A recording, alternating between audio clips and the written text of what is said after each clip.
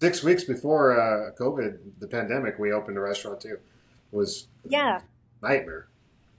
yeah. It's like, okay, now what?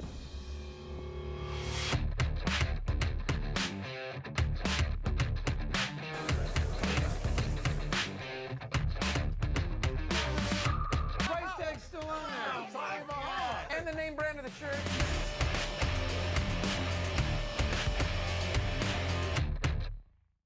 On today's episode, I'm excited to be joined by Kirsten Maitland. Kirsten Maitland is the co-founder of Rebel Cheese, an Austin-based company reinventing artisan cheese without dairy, which started as a personal shift to a vegan lifestyle, turned into a fast-growing brand producing aged plant-based cheeses designed to rival traditional favorites. From experimenting in a home kitchen to scaling a full production facility and landing a deal on Shark Tank, she is challenging how consumers think about food, sustainability, and the future of cheese. Kristen, welcome to Fish Factor. How are you doing today? I'm good. Thank you. Yeah. So, Thanks for a having little me. background. You and I met last month. I guess it's been a month now I'm in like, wow, that Orlando. was just last month. Yeah, we were both invited to speak on a panel for an event that Toast was hosting for, I guess, all 6,000 of their employees, which was a little daunting, but it was fun. It was a fun Yeah. event, and it was great to meet you. And I listened to your story. We had a little bit of a chance to connect before and during, and I was like, man, I want to hear more about that. So here we are. Tell us. I'm going to start off with just what inspired you to start Rebel Cheese. Yeah. So over a decade ago, my husband Fred and we decided to give up cheese overnight, and we loved cheese. We would literally have it with like every single meal. We enjoyed picnics and, cheese spreads and, any occasion where cheese was involved, we were there for it. That was our thing. Because it's such a great food to celebrate around and, with your friends Yeah. and family, and we used to do that all the time. So when we gave it up overnight, we were committed, but at the same time, we were like, what are we going to do? How are we going to survive? And we started shopping around for an alternative, and we just couldn't find anything that met our needs. What was available at the time, it was either a shred or a spread, like a cream cheese or a slice to go on a sandwich. And you obviously can't put any of that on a cheese board. So we started experimenting at home with our little 8 bottle wine fridge and the humble cashew. And we were blown away by the results. But it took a couple weeks to make. We were culturing and aging and doing all of that. So we're like, this is an awesome product, but how do you make this more accessible? Because you can't just whip it up in your fridge. And that's actually when we decided to open our brick and mortar and launch Rebel Cheese. I got to back up because I know that every watches this is going to have the same question I'm having right now is what made you give up cheese? Like what was the catalyst for that? Yeah, for me, there was a lot of cancer in my family. Like both of my parents had cancer. My dad passed away at 44 from cancer, so younger than I am. And so I've always been like really, terrified of cancer and doing research into it and stuff like that. And I just read that there was a correlation. Science has found a direct correlation between like dairy and cancer. Whoa. So that prompted me to give it up overnight because I was already really paranoid, due to my family history. And I was like, well, if nothing else, I'll, eat more plants. And I've been told, that plants definitely help prevent cancer too. So it's kind of like a win-win. Um, so That's yeah, yeah. that's what prompted it for me. And um, it was like an overnight decision. Like I read this article and I was like, that's it, I'm done. Yeah. I can see. I mean, my father passed away basically at the age I am now. So Wow. I was 29 at the time we just had our first child. So it's like I've been focused on I don't want to go down that path for the last 27 years of my life because it's scary. Cheese never came into the equation, so I have to wonder. I think hot dogs did.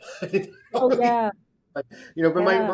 my dad was a great guy. He just you know, he smoked and he didn't drink really much, but he smoked and ate a lot, and he was always obese. Like I remember when we were little kids, seeing him get on the scale at the fish market, and my brothers are like, "Was that did I just see 400 pounds on there? I mean, that's like." Wow. And we kind of grew up like we are all kind of chubby and overweight, but at some point in high school, I'm like, no, I'm not doing it. And I got in shape and I've managed to try to do that my whole life. So I totally can relate to that. But I never thought about inventing an entirely new food product for it. That's Yeah, like next. yeah, it really did inspire me, I guess. It's kind of funny. There's a book by Dr. Michael Greger that's called How Not to Die, and like each chapter is based on like the the top things that cause people to pass away in the States, and he has like preventative things you can do for each of those diseases and such. So yeah, it's a really interesting book. If anyone else is going through something similar, it really helped me out and inspired me. Just something you find on Amazon, I assume, or Yeah, yeah, yeah. It's been a number one bestseller for years, and I think the health category or something. cool. I'll have to check. But it's I've very seen it. data driven, very scientific. So I like it. I love data. So Okay, yeah, same here. I was just having a conversation with our team about the importance of looking at data before we make a decision. It's funny you said that. So I'm curious, did you have a background in running a business prior to starting this one, or is this the first time you've had your own business? yeah, that's a good question. We did have businesses before this, but they were very different. So Mm. I was in consultant and I worked as a consultant with different tech companies. So Okay. drastically different field. Also a lot easier to manage because not as many employees, different, it was just different complexities than Oh, what we're dealing with now. Um, so I did, but it was like the complete opposite of this business. yeah, I got it. I mean, I've worked in banking and insurance and jumped back and forth between the family's business and in some way there are definitely distinct differences. But I would also say, and I don't know, make a comment on this if you have something. But what I did notice is when I ultimately went back to work for my family, the things that I had studied and learned from those different business models actually gave me a bit of an advantage to see the business differently. Did you have I similar? Yes, that is such a good point, actually, because people always ask me, "Oh, are you a chef? Do you have a food science background?" And no, I don't. But I That's do believe, like similar to what you said, my focus on innovation and R&D and helping build teams with my other business yes, definitely, translated to what we're doing now and is one of the reasons we exist now, one of many, because that's like core to our DNA. We're always innovating, trying new things, looking for ways to improve. sure. So, like you said, I do think it helped give us a competitive advantage having that background. It's weird how that works out sometimes, but Yeah. yeah, for sure.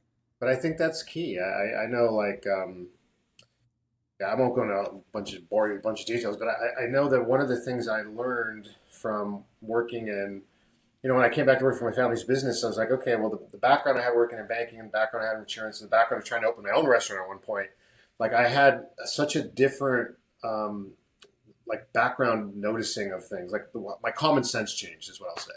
That wasn't there because the rest of my family, for the most part, really never worked anywhere but inside the business. So they're really cool. They're really great and powerful being inside those four walls. But it's the stuff that happens outside, networking, meeting people, getting new ideas, being on a panel with you, as an example. Like you start to see the world in a different place that's hard to see when you're kind of stuck in the same environment all the time. So it's great to hear that.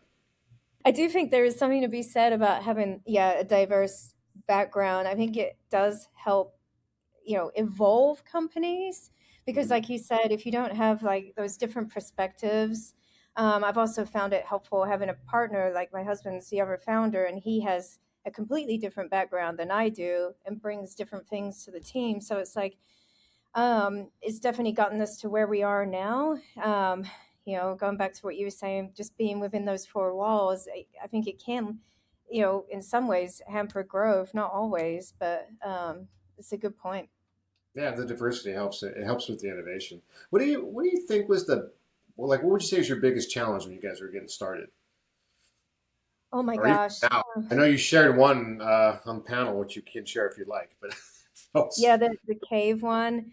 yeah. Um, so yeah, I'll share that story. When we were just getting started, our brie is our number one selling cheese by far, and we also had a restaurant at the time, and it was the number one selling product on our menu too. We had it in a sandwich that did really well, and we were working one weekend at our kitchen, and I walk into our cave and I immediately knew something was different, something was off.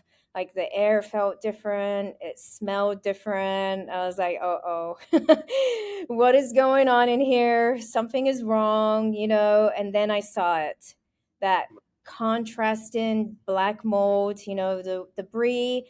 Our brie has the same rind as a dairy brie, so it's normally like beautiful white rind, and, you know, unfortunately that day there was like this black mold growing out of the brie. And I was like, oh no, you know, we had thousands of wheels in the cave. So I started like looking around. Is it all of them?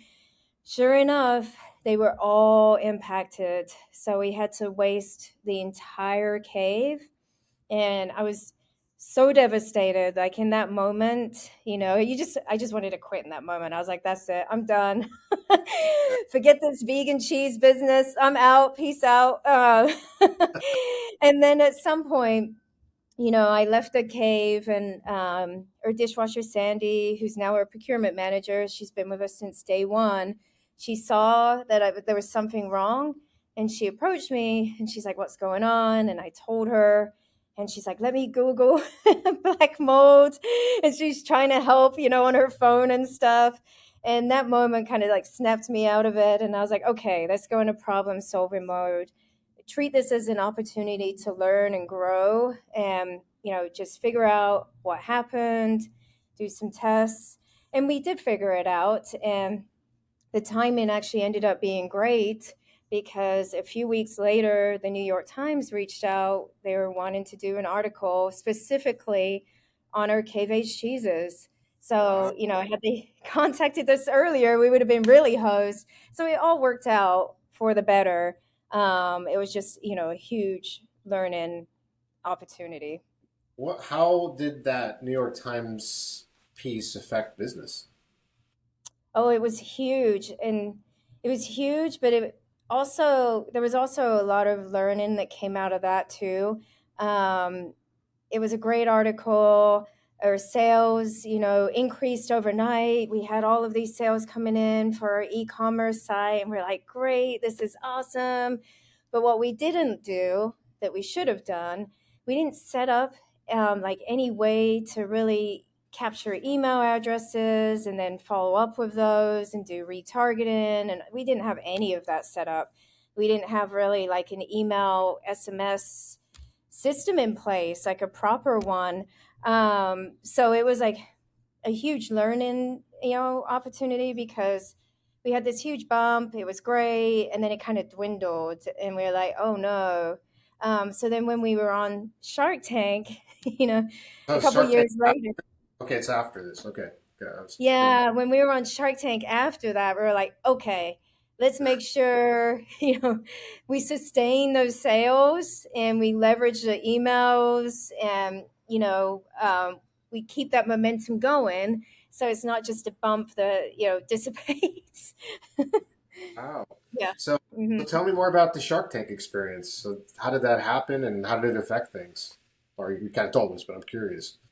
Yeah. Yeah. So, you know, during COVID, we opened our restaurant, you know, right before COVID, a few months before COVID hit, and So did I. brand new. Yeah. So you As a know matter what of I'm fact, talking about, right? 6 weeks Brand new before we concept. opened, What's that? 6 weeks before COVID, the pandemic, we opened a restaurant too. It was Yeah. a nightmare. Yeah. It's like, okay, now what, you know? So we were trying literally anything and everything. We launched our e-commerce platform. We were applying to any and every grants and competitions, and, you know, we were literally just trying everything to survive. So Yes. we kept applying to Shark Tank, and it took a couple years end to end. Oh, It really? wasn't like we applied and then immediately got a response. It took a while, and it took some persistence. Um, and then, they finally reached out, and they kept telling us, you're at the bottom of the list. There's no guarantees, like the whole process. Like even when you film, there's no guarantees. Even when you air, they're like, if there's an emergency, you may not air. So you keep being told that throughout the whole process. So it doesn't feel real until it actually happens, and you're like, okay, I can breathe now.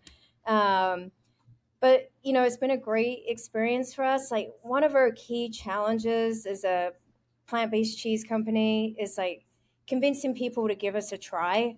Yeah. That's our biggest hurdle, because many people have tried other brands and they've been burned, and they're like, Yeah. yeah, right, it's good. So this really helps with that, because it's really good social proof. It's like, okay, if the sharks like it, then I'll try it, kind of thing. So, um, did they all like it? Like, what was the response when you? Like, I haven't seen the episode. They did, yeah. So, and it's terrifying, because when we were preparing for Shark Tank, we're watching all these episodes, and obviously they're not shy. And if they don't like something, It's they're all going to right. tell you, and it's in front of millions of people. So you're like, oh man, hopefully they like this. I'm really putting myself out here right now. What if they don't? I'm screwed. But they did. They all you liked you it. sent samples to me, and I haven't gotten to them yet because they're in another office. But everybody loved them. Oh, So good. That's great they're to not hear. they're Yeah. not sharks that like that though. So Yeah, no, it was all very positive feedback. Mr. Wonderful said you can't tell the difference with the brie, and then Mark made a really fast offer, like his quickest ever. Um, oh, yeah, yeah. so So how? Okay, so you're on Shark Tank. They make an offer. Did that help? How did that help you grow after? Like, what was the effect of their help with your company? well, we air, and then all these sales come flooding in, and it's around the holidays, and of course that's exciting, but at the same time we do make everything by hand. We don't have a lot of automation. So, Fred and I were watching all these sales come in. We're like, well, that's a good thing. Now we just need to figure out how to get this done. Oh my God. So, you know, so we worked, 5 all-nighters in a row, Fred and I'm like, I'm too old for this. I can't do this anymore. And, you know, we just worked around the clock to get those orders out, and made sure that we communicated a lot with our customers to let them know what the status of their orders were. We're very clear. It's a busy time, made even busier with Shark Tank, and it's not going to, you're not going to get your order in 2 days. So we just made sure we, over communicated so that our customers knew what to expect, and it went really well. Congratulations. That's a great story. Thank Yeah. you. Thanks. Yeah. What what do you see? So in your industry, like plant-based foods, how do you see? You mentioned there's some competition. How do you see the future going in that segment of the marketplace for food? Is there a lot Yeah, of growth still, or is it like kind of like how are you looking at it? that's an interesting question, actually, because um, vegan cheese as a whole, the slices, shreds, spreads that I mentioned, there's definitely been a decline with those. Hmm. But where we differ is we have that artisanal gourmet cheese, which is like a new category that I think is separate from the other vegan cheeses. And we've been Hmm. growing. Our sales doubled year over year. We're the number one cheese, and it's a lot of the stores that we're in. And I think that's because it goes back to people are looking for what I was looking for, and that is a cheese they can celebrate with, that they can Hmm. pair with wine, that truly is, similar to what they were used to having. Sure. Most of our customers actually aren't vegan. 74% Really? of our customers aren't vegan. I think they're just, avoiding dairy, or they're allergic, and just like the milk space, like if you look at what happened there, there's been so much growth. And when you look at the shelves now, like 3/4 of the milk is plant-based milk. I see the same thing happening with cheese. It has to be good. It has to taste good, look good. It really does need to be, equivalent to the competitor, to the dairy cheese. Otherwise, it doesn't stand a chance, I don't think. Got it. So Yeah. what if someone was going to say, "Hey, Christian, I want to get in the food business." Like, what advice would you give them? Turn Run, around. no. Or, My first thing would be, I think it's really important. The food business is not for the faint of heart, right? It's not easy. There's a lot of things about it that are very, very hard. Tight margins, long hours. It can be like really challenging.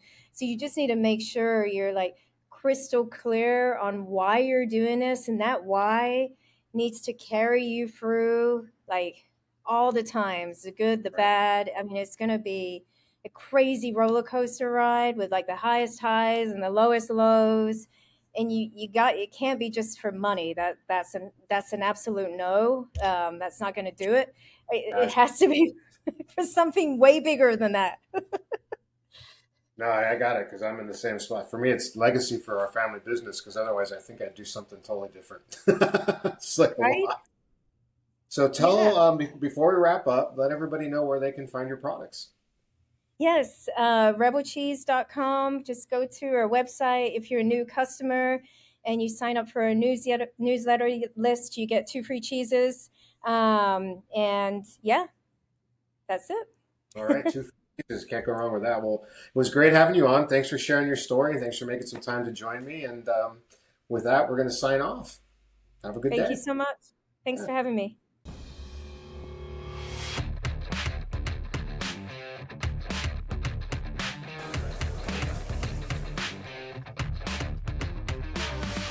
Price tag's still on there. And the name brand of the shirt.